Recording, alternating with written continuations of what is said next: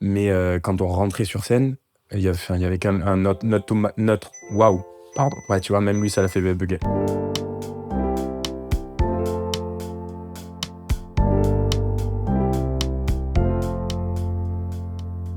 Bonjour à tous et bienvenue dans ce 8e épisode de l'interview des copains.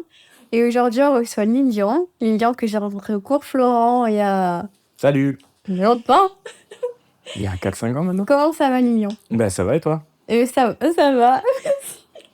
Je m'attendais pas à un retour de questions. Est-ce que tu peux nous parler un peu de toi, te présenter en quelques mots? Je suis un jeune comédien de 26 ans. Je suis sorti des cours Florent il y a maintenant 3 ans, je crois. 3-4 ans. Des cours Florent de Montpellier, je précise en général. Je sais pas. C'était pas il y a 2 ans? Non, ça fait 3 ans maintenant, je crois. Arrête. 2 ans, 3 ans, je sais pas. C'était il y a 2 ans. Ouais, il y a 2 ans. Ça fait 2 ans là, maintenant, en fait. Parce qu'on a tout décalé à cause du Covid, nous aussi. Oui, parce que nous, ça fait 2 ans qu'on s'est pas vus. 3 du coup. Ah mais non. Ouais. Oui, parce que ça fait 2 ans qu'on s'est pas vu. Règlement de compte. Parce que non, je rigole. Non, du coup, ouais, si ça fait 2 ans qu'on est sorti des cours Ouais. Flo. Si je continue la présentation casting, en général, je dis que je suis intéressé par le projet parce que ça me permettrait de développer autre chose que le théâtre, puisque je suis parti en tournée pendant 3 mois en Italie, où on jouait les 3 mousquetaires. On a traversé toute l'Italie, on a joué les 3 mousquetaires. Je jouais Aramis, le duc et le roi. Oui.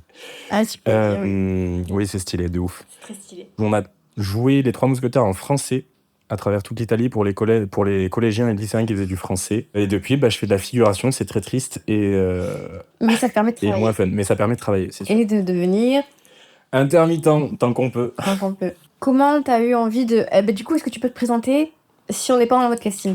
Du coup, je m'appelle juste Lilian, j'ai 26 ans. J'essaie d'être intermittent. Qu'est-ce qui t'a fait un jour commencer le théâtre? Avoir raté médecine et être perdu. Voilà, d'accord. J'étais perdu après le bac, je suis directement allé en médecine parce que je voulais faire kiné. En gros, depuis tout petit, j'ai toujours eu un attrait pour tout ce qui est le monde artistique, mais surtout le chant en particulier. Et juste, ça me paraissait un peu... Lilian chante très très bien. On pourrait faire un duo. C'est un grand musicien, lui. Oh, trop bien. Ouais. Je rêve, en vrai, je rêve de pouvoir... parce que du coup, je me suis mis à faire des instruments, de la guitare, du piano et tout. Mais je rêve d'une fois pouvoir juste chanter sans me prendre la tête avec... Ouais, mais écoute. Je suis là. Attends, je suis là. Ah, Du coup, j'ai toujours été attiré par ça. Et même, je le disais pas trop. Les rares fois où je l'ai dit, on s'est un peu foutu de ma gueule. Donc j'ai très vite oublié l'idée. de chanter, tu veux dire? De me diriger vers le monde artistique. D'accord. Au-delà du chant, tout ça. Mais j'ai toujours aussi bien aimé le théâtre. Bon, j'en ai fait surtout à l'école primaire. Et j'ai même arrêté au collège parce que j'avais eu une option un peu nulle. Je voulais théâtre, j'ai pas eu ce que je voulais. Bref, après le bac, du coup, je voulais faire kiné. Et j'ai fait médecine à Montpellier plutôt que de faire comme tout le monde et de partir en Espagne. Ça s'est pas bien passé parce que c'est médecine. J'étais perdu et mes parents ont vu le stage des cours Florent et m'ont dit si tu veux, on te l'offre pour ton anniversaire. Sachant que j'avais vraiment pas parlé théâtre ou je lisais pas de théâtre, je n'allais pas forcément au théâtre. Je pense qu'ils me connaissent bien, du coup, ils ont su, tu vois, mais je sais pas comment ils ont eu ce truc-là. Ils m'ont proposé de m'offrir ça pour mon anniversaire, donc je l'ai fait. Et c'est un très beau cadeau parce que le stage des cours Florent, Coûte cher. pas donné.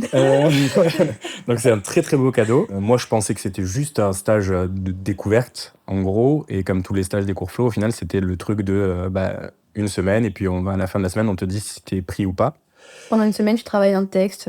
Et ça a été comme pour beaucoup je pense la meilleure semaine de ma vie où tu découvres un univers incroyable. Pendant une semaine t'es qu'avec des gens qui ont soif de travail, qui apprennent leur texte en 2 heures, on se retrouve...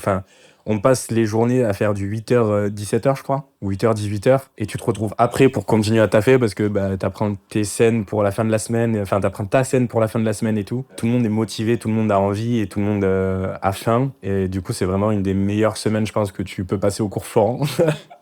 Oui, Ce qui est fou parce que c'est vraiment la semaine pour savoir si t'es pris ou pas. En fait, je trouve que c'est la semaine où t'as le plus d'espoir. Là, tu te dis tout est possible, c'est maintenant que ça commence. Ouais, vraiment. Et vraiment, c'est une semaine de malade. Et du coup, plutôt que de me relancer dans une année de médecine en me disant allez, peut-être que ça peut marcher, j'ai dit vas-y, c'est bon, je me lance là-dedans et on verra ce que ça donne.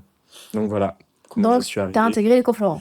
J'ai intégré les cours Florent la première année et je taffais à côté. J'étais pion AED, parce qu'on n'a plus le droit de dire pion quand on est AED. Ça veut dire quoi, AED? Assistant d'éducation. Ok. Et plutôt que de dire pion pour dire qu'on est un pion, Mhm. même si t'es un pion, comme c'est trop péjoratif, on dit AED. Ok. Donc j'étais au cours Florent et en même temps pion. C'était une année compliquée parce que j'étais jeune, j'avais pas la maturité qu'il fallait pour fournir le travail qu'il fallait. Et donc j'avais mon taf, je taffais quasiment tous les jours, 3 ou 4 fois par semaine, de 9h à 14h ou de 9h à 13h. Et en gros, j'avais les cours de 16h à 19h à Montpellier. Donc je sortais du taf, je mangeais à une demi-heure et je partais à Montpellier pour les cours. Et la première année des cours Florent, c'est mal passé puisque du coup j'ai redoublé et que j'ai fait une deuxième première année.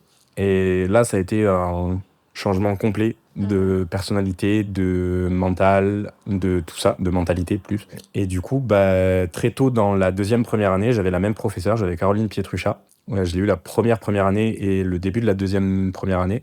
Et je l'avais eu au stage aussi. Début de deuxième première... Ouais, ça fait beaucoup de... C'est compliqué une phrase. Ouais. Début de deuxième première année. Ouais. Donc ma deuxième première année, au tout début, Caroline n'avait pas caché le fait que j'étais un redoublant.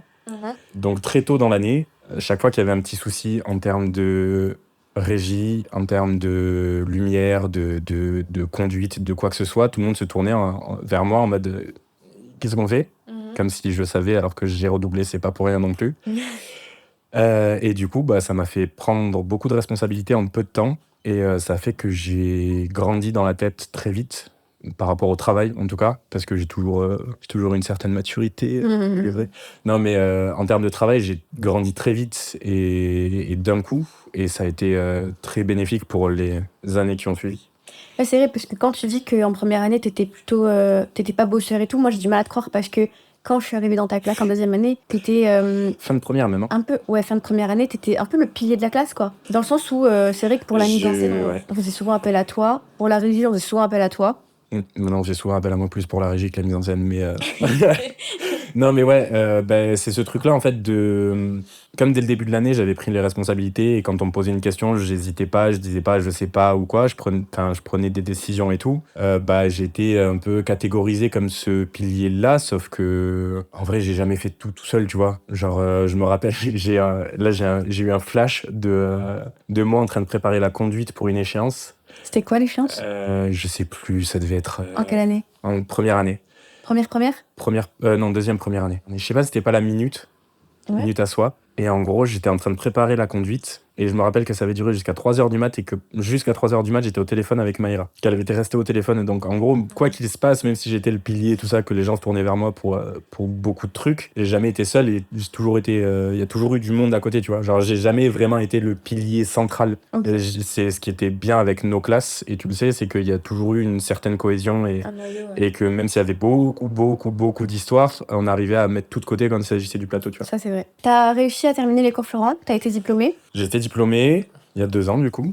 Qu'est-ce qui s'est passé pour toi après ? Je suis redevenu AED.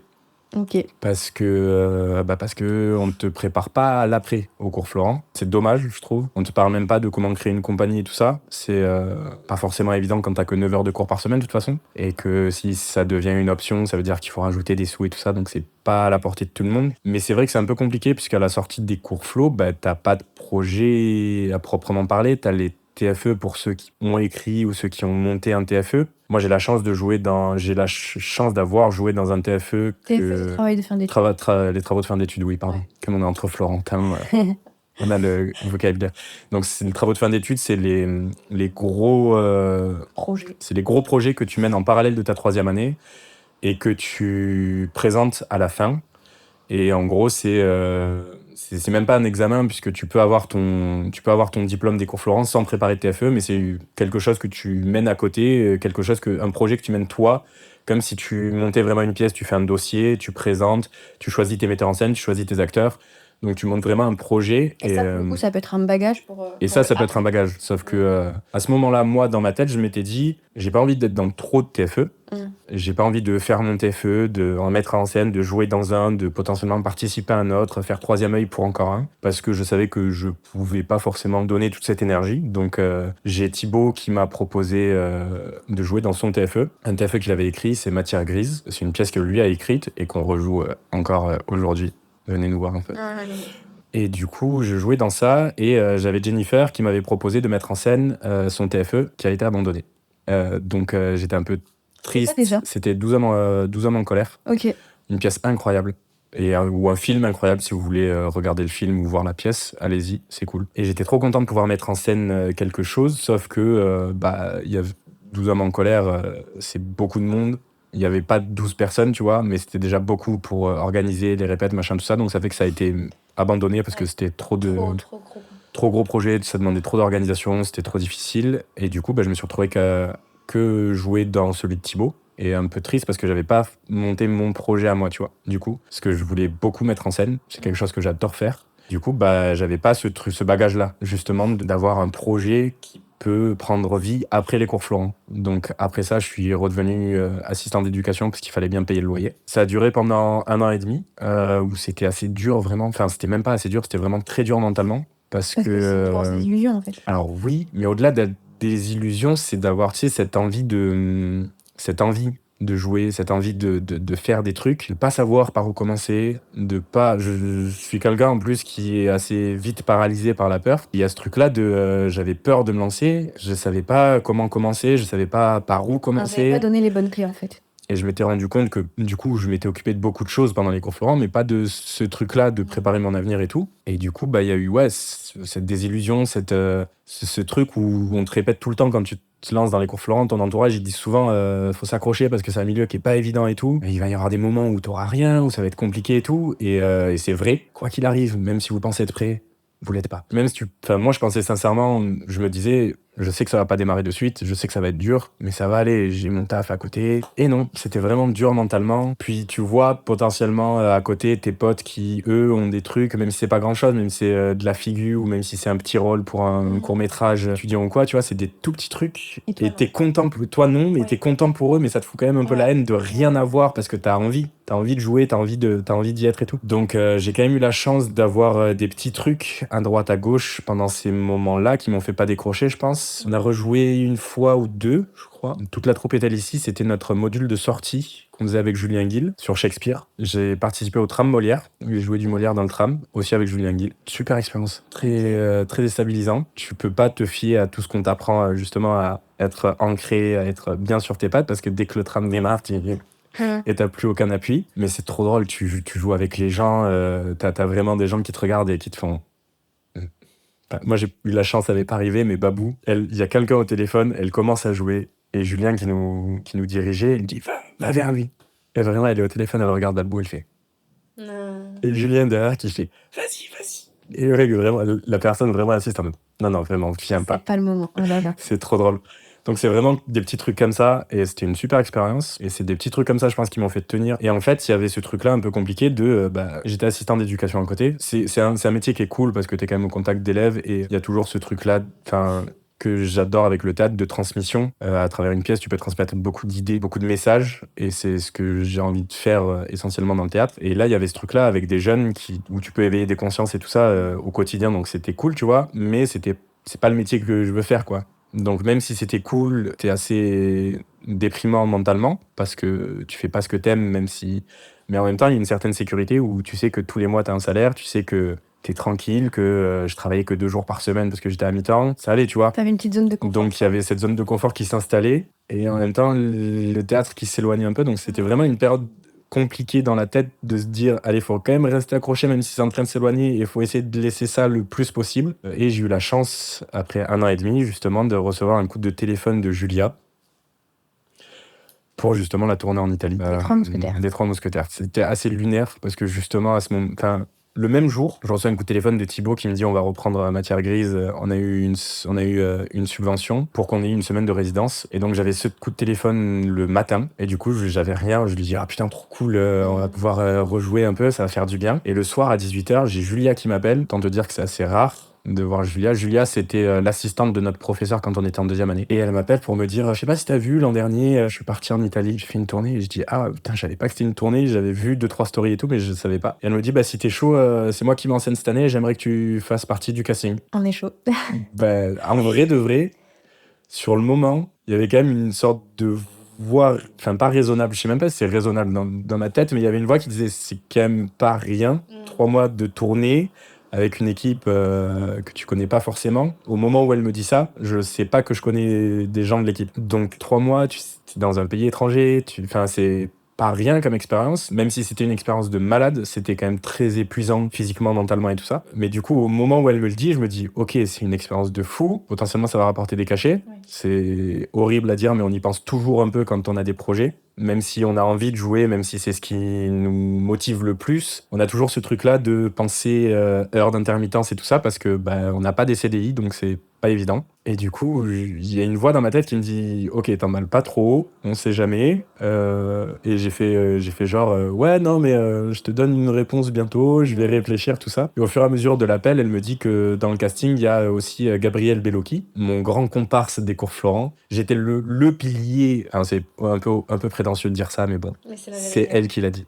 J'étais le pilier en première année. Et en deuxième année, je pense que s'il n'y avait pas Gabriel, j'aurais pu facilement péter un câble où on travaillait beaucoup tous les deux pour préparer tout ce qui était conduite de la classe, régie, mise en scène, lumière, machin, tout ça. Et du coup, elle m'a dit qu'il faisait partie de la tournée. Et du coup, là, très vite, enfin, je suis resté sur le truc de je prends quelques jours pour réfléchir, te donner ma réponse quand c'était déjà tout tracé et que c'était sûr et certain que je partais en Italie. Une pièce où on a joué, enfin, c'était du théâtre, il y avait du chant, il y avait des cascades. Moi, j'appelle ça des cascades parce que ceux qui participent, enfin, Gabriel fait de la cascade et il y avait Amandine avec nous qui fait partie aussi de l'école de cascade avec Gabriel. Et quand je vois ce qu'ils font eux et ce qu'on a fait nous, j'appelle ça de la cascade quand je vois leur niveau. Parce que je sais qu'ils peuvent faire 1000 fois mieux, mais nous, pour nous, c'était de la cascade et enfin, il y avait des combats à l'épée, enfin, c'était incroyable comme expérience.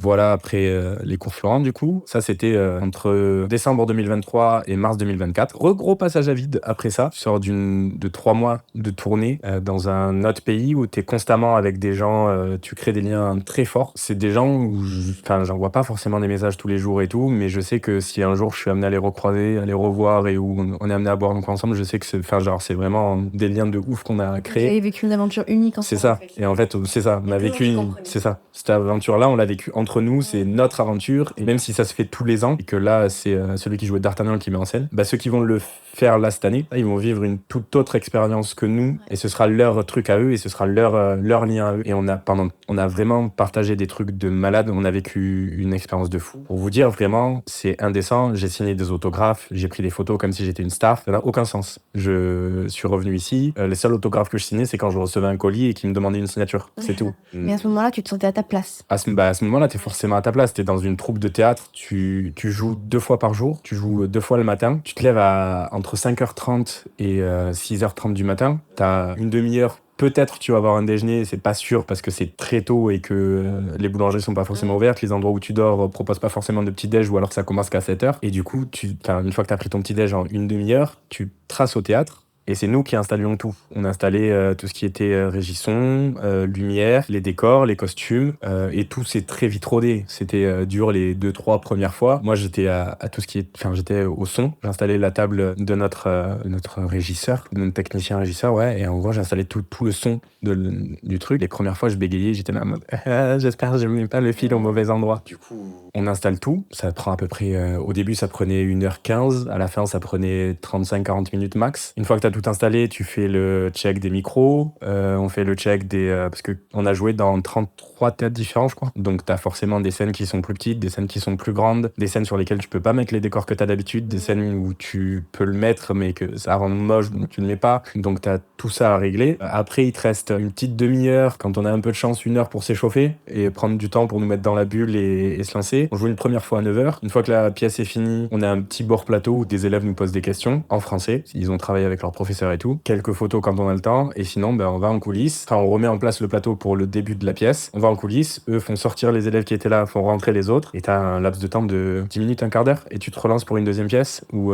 pour une deuxième fois la même pièce. Pareil, on finit, bord plateau. La photo parce que t'as forcément le temps puisque techniquement c'est fini. On n'a rien après. Et soit on rejouait dans le même théâtre et on avait de la chance qu'il n'y ait pas de pièce le soir, donc on pouvait laisser notre décor. Soit on jouait dans le même théâtre et il y avait une pièce, donc on enlevait tout le décor et on revenait le lendemain matin pour tout remettre, soit juste on jouait pas dans la même ville et du coup on remballe tout et on part dans notre ville et on a le minibus. Donc c'est vraiment une vie de tournée de ouf. Mais du coup c'était pour dire que vraiment ouais c'était très intense et en 3 mois en fait tu vis tellement de trucs et tu vis tellement d'émotions. Ouais, tu ressors, t'es plus le même. Bah, d'une, tu ressortais plus le même et t'as pas le temps de tout digérer sur le moment en fait. Parce que comme t'es toujours avec du monde, tu peux prendre des moments seul, mais en même temps c'est très bizarre parce que t'as pas trop envie. Il y a des moments où tu t'as pas d'autre choix que d'être seul. Où il y a des moments où vraiment, genre pendant la tournée, j'étais en mode ok, là si je sors pas tout seul dans la ville me balader ou juste me poser, je vais péter un câble parce que c'est des tout petits détails à la con, tu vois. Et je sais que moi aussi, il y a des moments où les comportements que j'ai pu avoir ont saoulé au plus haut point mes potes, tu vois.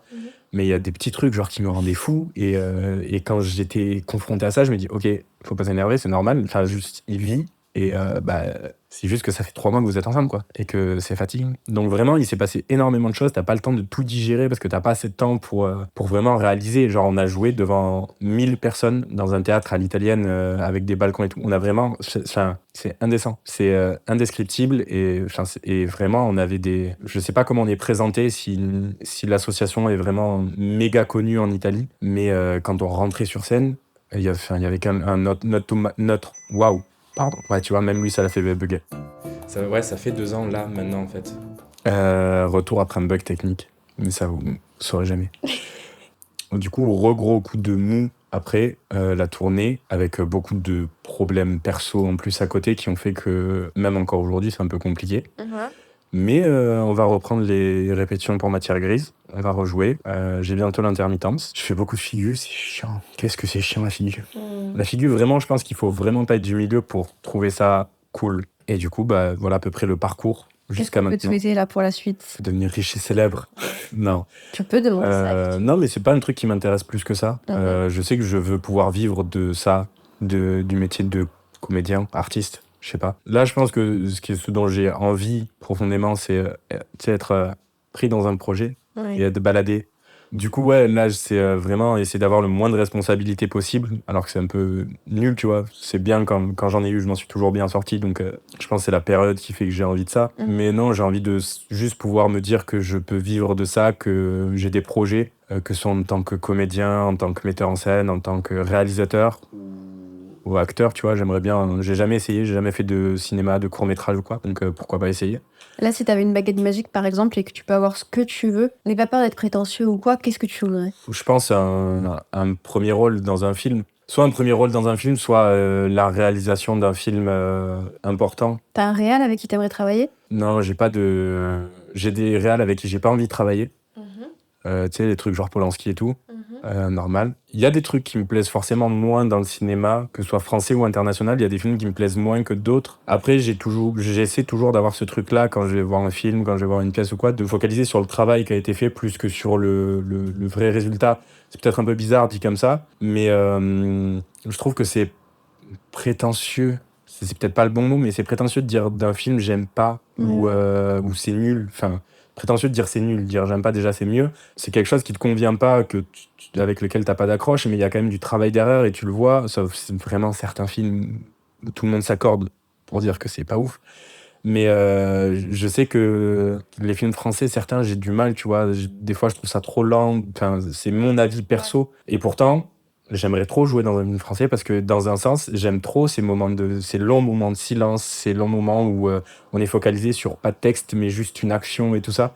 Et je trouve ça très intéressant et je préfère me focaliser et voir que ces moments-là ce sont des moments qui sont travaillés et que c'est pas juste des moments qui servent à rien dans un film. Donc en fait, j'ai pas de réalisateur que j'aime pas ou juste j'aimerais bien essayer de tester, voir ce que ça donne et même pour moi, voir si j'en suis capable ou pas d'endosser un gros rôle ou pas ou de réaliser un gros film ou pas et voilà, c'est aussi toujours se donner des objectifs, essayer de les dépasser, de toujours aller plus loin quoi.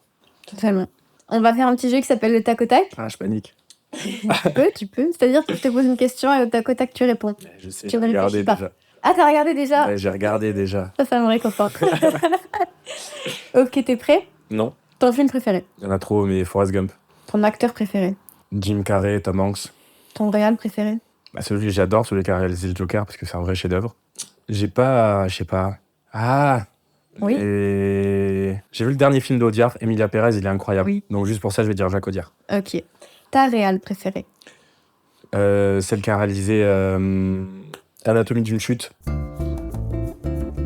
Après, Restez trié. techniquement, on parle pas beaucoup.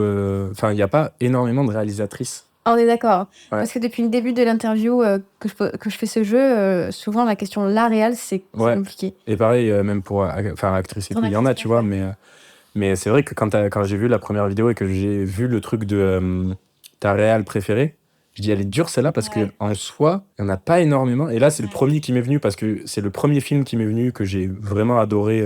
J'ai adoré le film, quoi, et tout ça. Et du coup, c'est le premier truc qui m'est venu. Je savais que c'était une femme qui l'avait réalisé, mais j'avais même pas le nom et tout, tu vois. Alors qu'il a fait un succès monstre. Donc, bref, pardon. Ton actrice préférée? Margot Robbie. L'acteur avec qui tu voudrais jouer? Pierre Ninet. Et l'actrice? Noémie Merlan. Ok, Noémie Merlan. J'adore cette actrice. Je sais pas pourquoi, j'adore cette actrice. Merci. Un plaisir. Comment tu t'es sentie? Bien. Bien, ça va mieux? Est-ce que tu trembles encore? Tu trembles encore? Et Je saigne. Ah oui, mais c'est ce doigt. D'accord. Ouais, c'est parce que je m'arrache la peau. Ah oui, je ne stresse pas, je m'arrache juste les peaux. Non, mais ouais, c'est très intimidant, les caméras, même si c'est pas les grosses caméras qu'on peut voir sur Mais les séries. je trouve ça important ce que tu soulignes parce que c'est pas parce qu'on est acteur qu'on n'est pas intimidé par les caméras. Mais surtout que c'est vraiment le début pour nous. Donc je pense que c'est normal d'être intimidé. Bah, pour moi, ouais, c'est vraiment une des premières fois où je suis face à des caméras pour... Bah, je suis contente que tu sois là. Et du coup, ouais, c'est assez intimidant d'avoir les caméras au début, donc très stressé au début. Mais bah, juste, j'ai déroulé ce que j'avais à dire. Et que voilà. t'avais des trucs à dire. Et c'est ça qui est beau. Merci. Est-ce que tu veux dire un petit mot de la fin, le petit mot de la fin de Lilian? Aimez-vous, soyez gentils les uns avec les autres. Super important.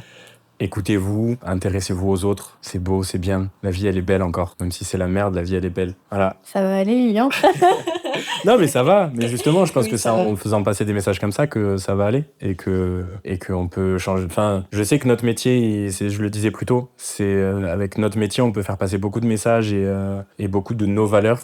Donc c'est important et nous en plus on est la jeune génération, donc c'est à nous de faire bouger les choses et de plus accepter ce qui était accepté avant, de s'aider de notre métier pour faire passer des messages. Donc je fais passer le message qu'il faut s'aimer. C'est un beau mot de la fin. Merci Lilian. J'espère que cet épisode vous aura plu. J'espère que tu as passé un bon moment. Oui. Si jamais vous avez des questions à poser à Lilian auxquelles j'ai pas pensé, vous pouvez les mettre en commentaire ou les poser à Lilian. On mettra ton Insta. On mettra aussi les infos de où on peut devoir jouer matière grise. Le doigt est en disparition totale. Merci beaucoup d'avoir regardé la vidéo et la photo. Ce bruit est trop stylé. Oui, parce que maintenant que l'interview est finie, on va manger les cookies au beurre de cacahuète de Lilian. Nos vrais copains Pas ma savent. recette. Nos vrais copains savent. Merci à tous d'avoir regardé la vidéo et nous on se retrouve très vite pour le prochain épisode. Merci, au revoir. Pour le prochain épisode. Prochain épisode.